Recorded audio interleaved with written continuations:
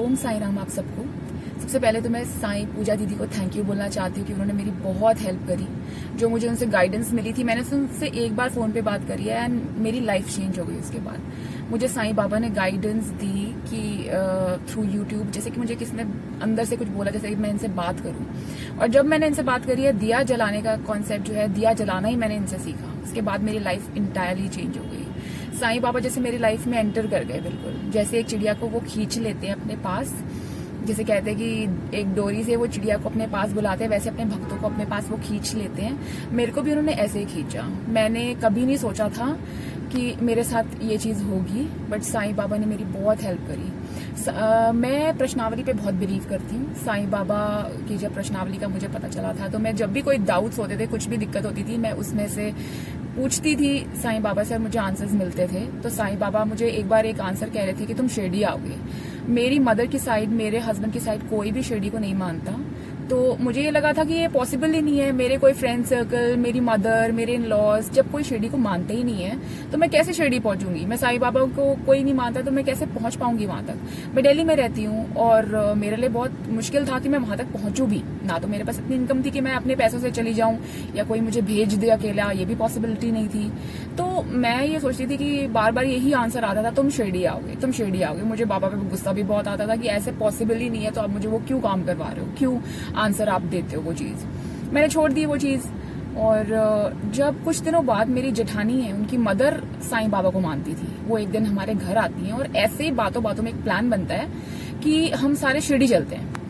Just like that उन्होंने अपनी बेटी को लेके जाना था, और क्योंकि मेरी जेठानी भी जा रही थी, तो उनका एक प्लान बना कि वो मुझे भी लेके जाएंगे।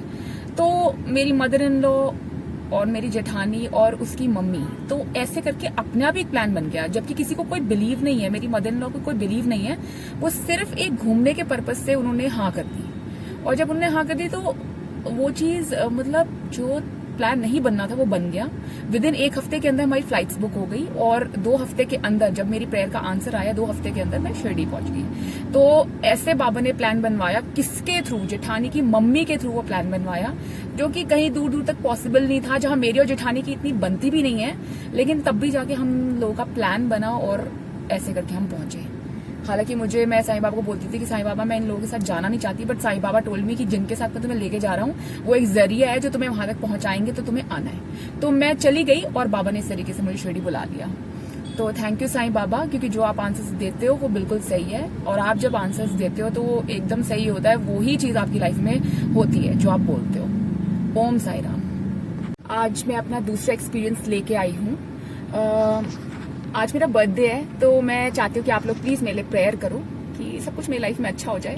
मेरी लाइफ में मैंने हर चीज लूज ही लूज करी है। मतलब मैंने कभी कुछ ढंग से पाया नहीं था। हर चीज, चाहे वो मेरे अपने पेरेंट्स के घर पे हो, चाहे वो कहीं पे भी हो, मतलब मैं लव और इन सब चीजों से बहुत दूर रही हूँ, बहुत सख्ती और उन सब चीजों में रही हूँ। मैंने अपनी लाइफ में बहुत चीजें लूज करी हैं, बहुत चीजें। उसमें से एक ये चीज थी कि मैंने अपना वेट भी बहुत गेन कर लिया था। जब मेरी शादी हुई है, मुझे शादी के बाद भी कोई इतनी ज्यादा खुशियां नहीं मिली, और ऊपर से मेरा वेट गेन हो गया, तो उससे मेरी लाइफ और ज्यादा खराब हो गई, जिसकी वजह से मतलब मेरे हस्बैंड भी ये मुझे दिखाते थे कि तुम कुछ भी नहीं हो, you are nothing, you good for nothing. दूसरी लड़कियों को देखो, वो इस तरीके से अपने आप को मेंटेन करती हैं। और मुझे थायराइड हो गया था, तो मुझे पॉसिबिलिटी और कम लगती थी कि मेरा जब वेट इतना बढ़ गया तो वो वेट कैसे कम होगा। तो मैं तो दूर दूर तक भी सोच नहीं पाती थी। बट एक टाइम ऐसा हुआ था कि साईं बाबा, शिरडी से मुझे उनकी मूर्ति मिली थी। मेरी फ्रेंड जो शिरडी जा रही थी, एक्चुअली हुई क्या बात थी कि मैं शिरडी जाना दोबारा चाहती थी, लेकिन मेरे हस्बैंड अलाउ नहीं करते थे कि अगर तुम्हें जाना ही है तो तुम कहीं और घूमने चले जाओ, तुम्हें शिरडी ही क्यों जाना है। और मुझे ये था कि मुझे शिरडी जरूर जाना है, लेकिन मैं नहीं आ पा रही थी। मैंने साईं बाबा को प्रेयर करी कि साईं बाबा मैं नहीं आ पा रही, सो यू हेल्प मी कि प्लीज फॉरगिव मी कि मैं नहीं आ पाऊंगी, मेरे बस में नहीं है ये चीज। तो साईं बाबा तो कहते ही हैं, अगर वो खुद नहीं, वो अगर भक्त उनका नहीं आ पाता तो वो तो खुद आते हैं। तो उसी दौरान मेरी फ्रेंड का फोन आया और उसने मुझे बताया कि मैं शिरडी जा रही हूँ, अगर तुझे कुछ चाहिए तो बता। और मैं बिल्कुल प्रिपेयर्ड भी नहीं थी इस चीज के, मैं उससे मांगूंगी या कुछ, लेकिन मैंने उसको बोला ऑल ऑफ अ सडन कि तू ना शिरडी से मेरे लिए मूर्ति लिया साईं बाबा की। मुझे नहीं पता, मैंने सोचा भी नहीं था, बट ये ऐसे हैपन हो गया। और अल्टीमेटली वो मेरे लिए लेके आई शिरडी से मूर्ति। उसने ये भी बोला कि साथ में एक चुनरी मिल रही है जो कि पंडित जी ने बोला है जिसके लिए तुम प्रेयर कर रहे हो, ये उसको दे देना। और ऐसे करके वो चुनरी मेरे पास आई। जो वो चुनरी मेरे पास आई है, शिरडी की मूर्ति मेरे पास आई है, वो वेंसडे को आनी थी। मेरी फ्रेंड ने वेंसडे को मिलना था, बट समहाउ जिस दिन वो मिलने आ ही रही थी कि किसका उसका कोई गेस्ट आ गया उसके घर पे इन लॉज से, तो वो मेरे से मिल नहीं पाई और थर्सडे को आई। सो 2020 के फर्स्ट थर्सडे, जनवरी का पहला थर्सडे था जब साईं बाबा मेरे घर एंटर कर गए।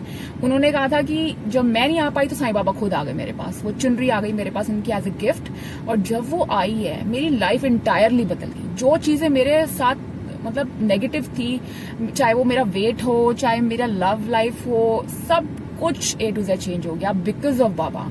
मैं खुद सोच नहीं सकती थी, जब मैं इतने साल हो गए हैं मैं वेट लॉस नहीं कर पा रही, तो ऐसे पॉसिबल ही कैसे था। मैंने उनके आने के बाद, उस मूर्ति के आने के बाद विद इन 1-2 मंथ में 17 किलो वेट लूज किया।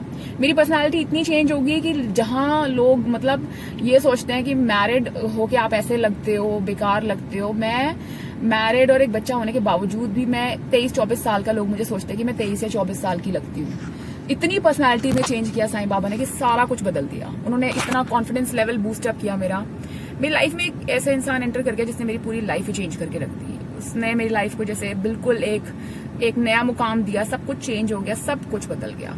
एंड ये बिकॉज ऑफ बाबा था। उन्होंने हर इंडिकेशन भी दी कि कैसे कैसे लाइफ तुम्हारी चेंज होगी, क्या होगा। उन्होंने सब आंसर्स मुझे दिए हैं और मैं वेट कर रही हूँ, क्योंकि जो वो कहते आए हैं अभी तक मुझे, चाहे वो किसी कोर्ट के थ्रू हो, जो कि कहीं से मैसेजेस के थ्रू हो, वो वही चीज होती है जो बाबा मुझे लिख के दे रहे हैं। सो आई एम वेरी श्योर कि बाबा मुझसे बात करते हैं इस तरीके से, और क्योंकि हर चीज मैच हो रही है। पहले मैं सोचती थी कि शायद ये इमेजिनेशन है मेरी, बट ये असली में इमेजिनेशन नहीं है। It's actually Baba who is giving you an answer, और वो नए नए जरिया निकालते तुम्हें आंसर के थ्रू। मेरे बहुत अलग अलग जरिए निकले हैं उनके आंसर्स के थ्रू। मैं सोचती थी मैं इमेजिन कर रही हूँ, बट नहीं, वही चीजें मैच होती थी, और वही चीजें जो मैं जिस दिक्कत से जा रही होती थी, उसी का आंसर मुझे बाबा उसी दिन दे देते थे। तो मैं ये सोची थी ये कोइंसिडेंस नहीं है, 1 बार 2 बार 3 बार, हर बार ये कोइंसिडेंस नहीं हो सकता। तो इट्स ऑल बिकॉज ऑफ बाबा जो मेरी लाइफ में हैपन हुआ है। मेरी लाइफ में मेरी पर्सनालिटी से लेके मेरी लव लाइफ सब कुछ बदल गया। It's all because of Baba. Thanks only to only him, क्योंकि जब से वो एंटर किए मेरी लाइफ में सारा कुछ चेंज देखा है मैंने, सब कुछ। अब तो ऐसा लगता है कि अगर बाबा की कहीं मूर्ति देखते हैं कि इतनी अट्रैक्टिव लगती है मुझे। मैंने किसी भगवान में ये चीज नहीं देखी जो मुझे यहाँ दिखी है। मैंने इतना अट्रैक्शन किसी भगवान में नहीं देखा जो मैंने साईं बाबा में देखा है। उनकी मूर्ति मुझे कहीं से दिख जाती है तो ऐसा लगता है कि जैसे मुझे सच में बाबा दिखते हैं। मैं बहुत खुश होती हूँ उस चीज को देख के। ऐसा मैंने कितने भगवान को फॉलो किया, लेकिन मुझे कभी ऐसा फील नहीं हुआ जो इस में मेरे को दिखा है। ये बहुत अलग सी चीज है जो मैं फील कर रही हूँ, और ये मुझे ऐसा लगता है जो भी उनके भक्त होंगे और जो इनको वो अपने पास बुला लेते हैं, बाबा वो चीज उसको वो फील कराते हैं। ऐसे बहुत से भक्त हैं जिनका मैंने सुना है, और मैं अपना खुद भी ये टेस्टिमनी देती हूँ, क्योंकि मैं बहुत प्रैक्टिकल थी। चाहे कुछ भी हो लाइफ में, कितनी प्रॉब्लम हो, मैं खुश रहती थी, प्रैक्टिकल थी। लेकिन बाबा ने मुझे ना ऐसा इंसान बना दिया कि उन्होंने मुझसे मिलवा दिया। मुझे एक रियल पर्सन जो मैं अंदर से हुआ करती थी, जो प्रैक्टिकलिटी में बिल्कुल खो गई थी, मैं उनके थ्रू आके बिल्कुल वो बन गई जो एक्चुअल में थी। ऐसा लगता है अपने आप को मैंने वापस से पा लिया थ्रू बाबा।